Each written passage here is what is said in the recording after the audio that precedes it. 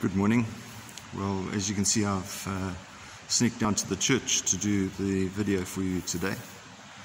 One of the things that I reflect on in my life is the number of times that I've asked for things in prayer and not been granted them, particularly in connection with job positions or vocation. And the number of jobs that I might have applied for and asked the Lord, please, Lord, I really would, this would be good. We can do things if we do this, if we get this, and they haven't come through.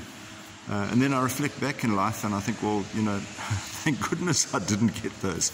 And sometimes the Lord answers our prayers in ways in which we maybe don't expect and maybe we don't desire. But they, in fact, ultimately, when we reflect back on them, they are useful to us. I know that I probably haven't made the wisest decisions financially, and so therefore I'm probably not as well off as I might like to be. But spiritually, what a blessing. What a blessing.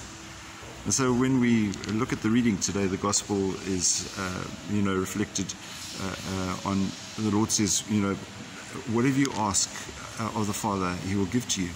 And often we sort of say, well, Lord, I've asked for that. But then again, we need to consider that we are actually here to do the will of God and to reflect on what it is that is actually good for us. And sometimes the things that we think are good are not really.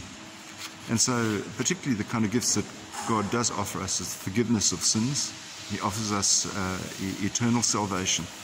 And those are the things we need to pray for, that we are actually working through. And as we go through this time of Lent and further into this first week, to think of those things that we need as opposed to those things that we want. And people say, well, what's the point in praying then if God is going to already give it to us? Well, it's a question of uniting ourselves with God for that common purpose.